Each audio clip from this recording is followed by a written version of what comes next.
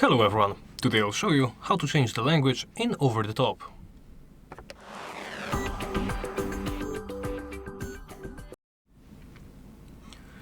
Let's begin by opening the language tab that's the button right here at the bottom right. So hit it and now you can select one of the available languages. There are few to choose from, I will stick with English, but if you would select one, you will need still to press OK. For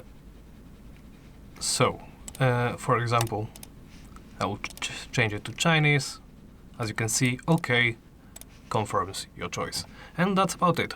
Thank you for watching, and please remember to like, comment and subscribe.